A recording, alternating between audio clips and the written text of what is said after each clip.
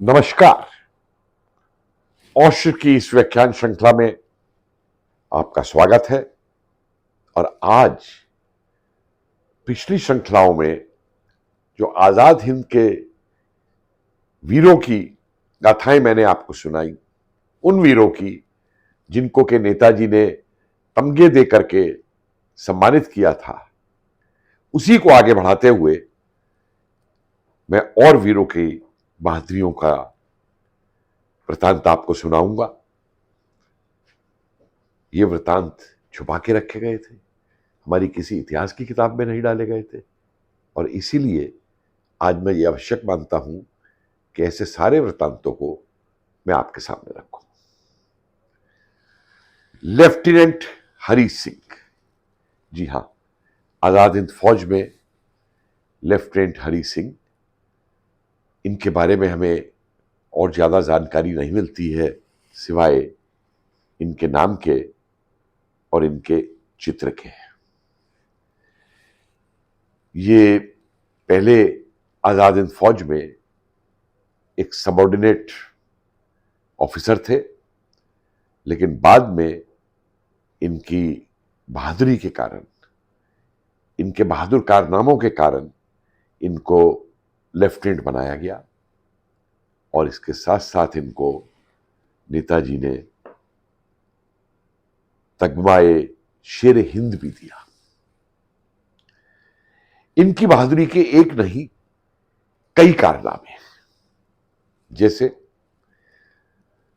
इम्फाल में इम्फाल टीडम रोड जो थी, सड़क जो थी, उसके ऊपर 15 मार्च को जापानी सेना और आजाद हिंद फौज एक तरफ और अंग्रेजी सेना इनके बीच में काफी जबरदस्त गोलाबारी चल रही थी।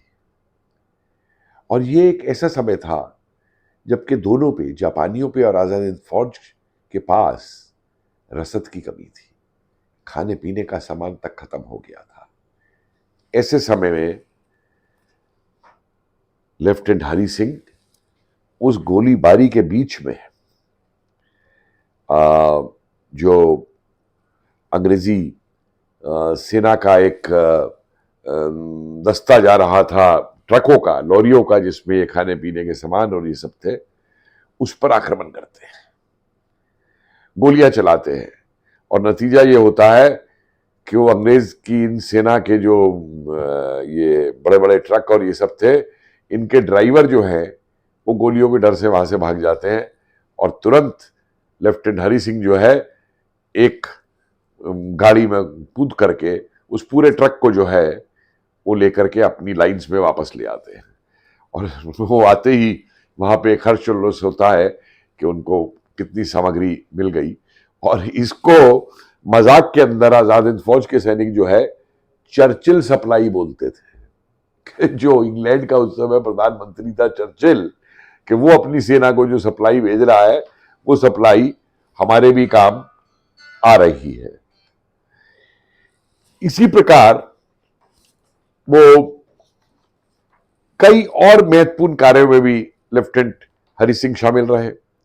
अगले महीने उनको ये कार्य सौंपा गया कि वो शत्रु की जो लाइंस थी उनमें जाकर के कोशिश करे कि उसमें जो हिंदुस्तानी सिपाही जो हैं उनको आजाद हिंद की तरफ ला सके। तो जैसे ही वो वहां पे उन लाइंस में पहुंचते हैं तो वहां पे उनको जो अंग्रेजी सेना में भारतीय सैनिक है वो घेर लेते हैं, लेकिन अकेले होते हुए भी लेफ्टिनेंट हरी सिंह घबराते नहीं है और उनको इशारा करके बोलते हैं, भाई मुझे सुन लो। और उसके बाद में एक पूरा भाषण वो देते हैं, आजाद हिंद फौज किस लिए लड़ रही है और आजाद हिंद सरकार क्या है। और नतीजा इसका ये होता है कि वो जो यूनिट थी जिसने इन्हें घेरा था भारतीयों की, वो मद्रास स्वीपर्स और माइनर्स की यूनिट थी।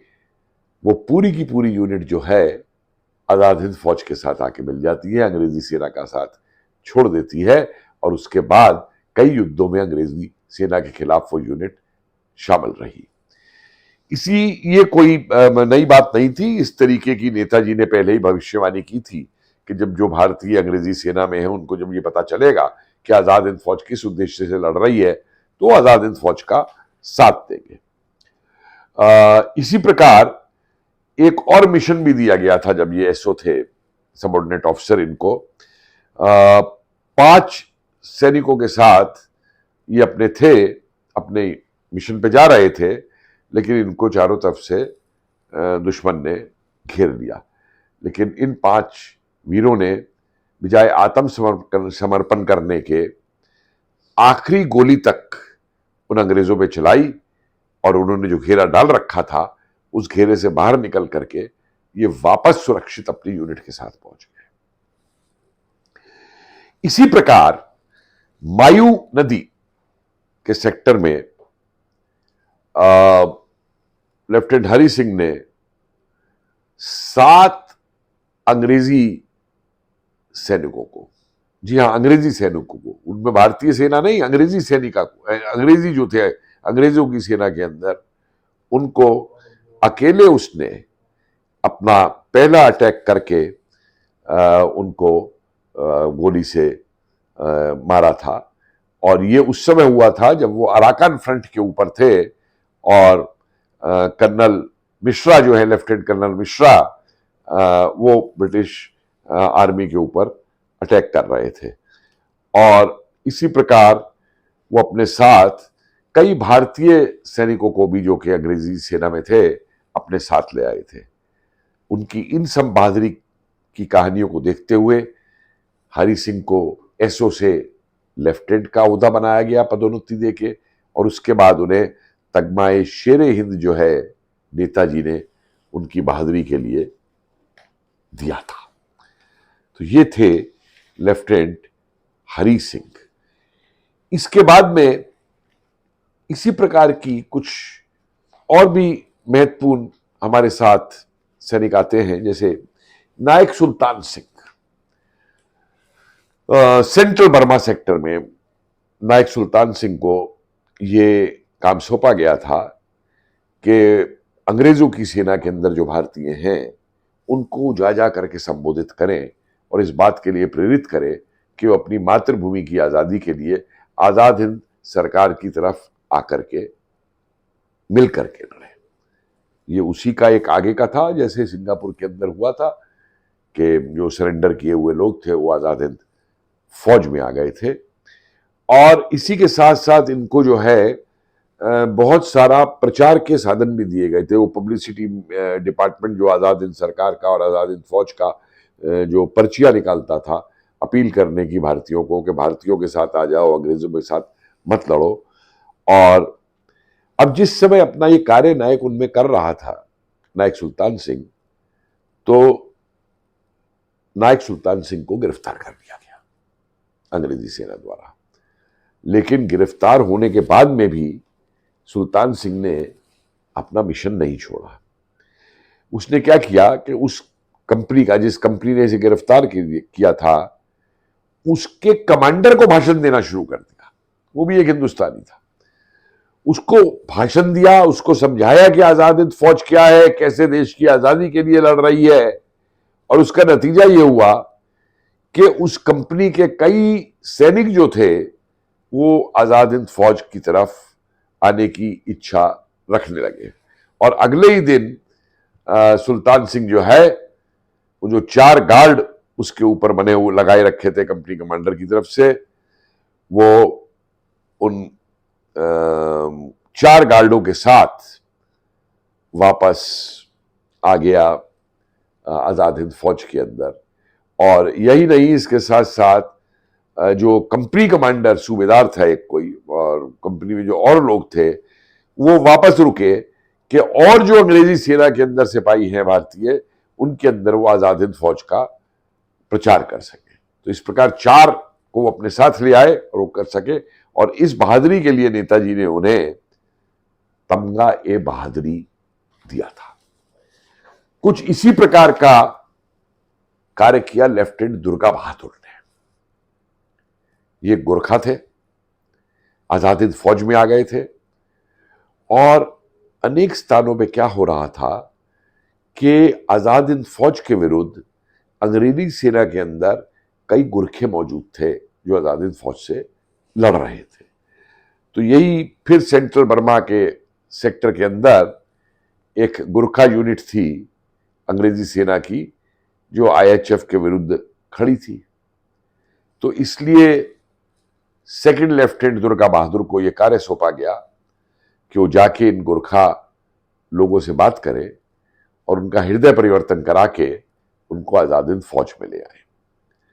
दुर्गा बहादुर गए वहां पे, हालांकि इसमें एक रिस्क था बहुत बड़ा, अकेले गए, उनकी जान भी नहीं जल सकती थी, गोली भी मारी जा सकती थी, लेकिन वो गोरखाओं के बीच में पहुंच गए, जहां गोरखा रह रहे थे उनकी लाइंस के बीच में पहुंच गए और आधे घंटे तक उन्होंने अंग्रेजी सेना के उन गोरखाओं से बातचीत की, उनको आजाद हिंद फौज का संदेश दिया और उन गोरखाओं को इस बात के लिए मना लिया कि वो आजाद हिंद फौज का जो ये संदेश है ये अंग्रेजी सेना के अंदर जो और गोरखे हैं या जो और भारतीय हैं उन सिपाहियों तक ले जाएंगे। इसी के साथ साथ दुर्गा बहादुर ने यह भी कहा कि जिस पोस्ट पे वो लोग हैं उस पोस्ट को आजाद हिंद फौज अपने कब्जे में लेना चाहती है और नतीजा यह हुआ कि वापस आके अपनी यूनिट पे उस पोस्ट के ऊपर भारतीय आजाद हिंद फौज की सेना वहां पे गई और कुछ ही घंटे के अंदर इन लोगों से मुलाकात हुई, इन गुरखों से, जो कि इनके साथ आ गए और आजाद हिंद फौज के अंदर मिल गए पूरे आकर के, और उन्होंने वो पोस्ट जो थी वो आजाद हिंद फौज को दे दी उनके अफसरों का, आजाद हिंद फौज के कहने के ऊपर। नेताजी ने सेकंड लेफ्टिनेंट दुर्गा बहादुर को सनद ए बहादुरी जो है वो तमगा दिया था। इसी प्रकार सनद ए बहादुरी दो और लोगों की टीम को दी गई। एक थे अहमद दीन, हवलदार अहमद दीन, और दूसरे थे नायक सरदार तारा सिंह। इन दोनों का ही काम यह था कि दो जनों की टोली के रूप में ये जाकर के उन गांवों में पीछे बस जाते थे, दुश्मन की इलाके में जो गांव थे, और वहां की जो नागरिक थे उनसे जानकारी हासिल करता थे। और ये लोग मोईसिंग नाम का एक गांव था, 1 महीने तक ये उस गांव में रहे और उसके बाद में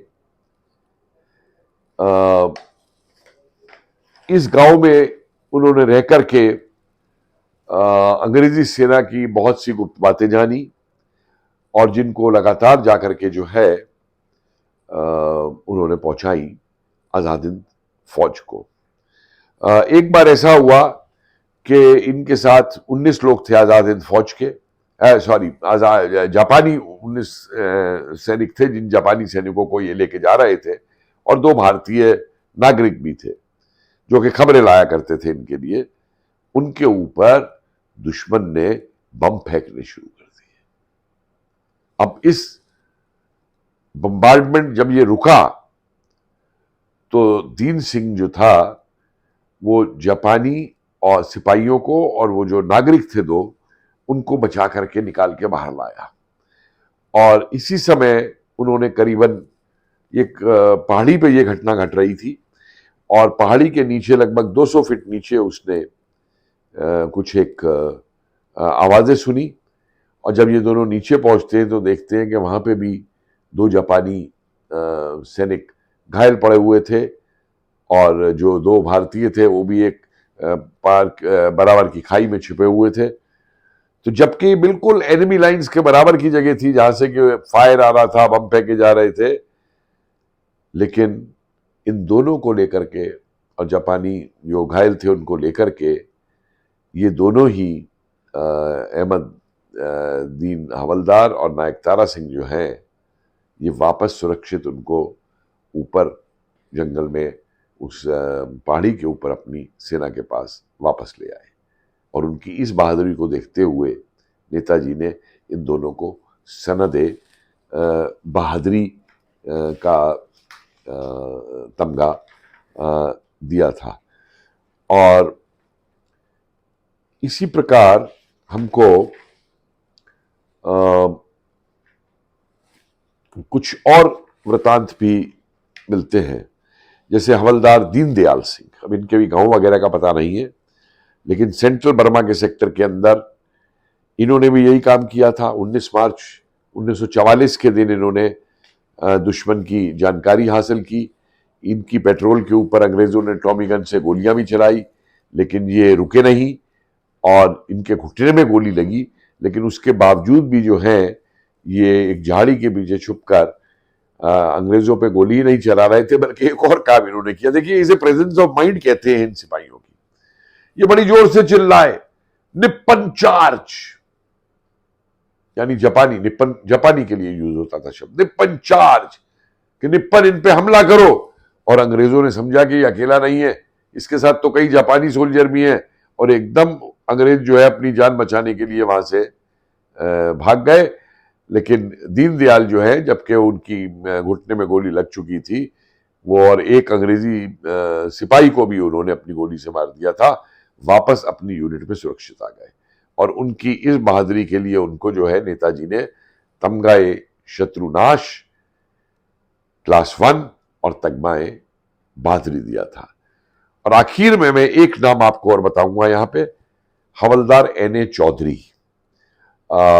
इनका भी गांव इत्यादि मालूम नहीं है, लेकिन एन.ए. चौधरी ने भी सेंट्रल बर्मा सेक्टर में ही ये कार्य किया कि दुश्मन के अड्डों से जानकारी लाने का। और ये क्या करता था कि दुश्मन की लाइंस में चला जाता था, भारतीयों के बीच में वहां पे सिविलियन नागरिक जो थे उनमें मिक्सअप हो जाता था और जानकारी ला करके देता था।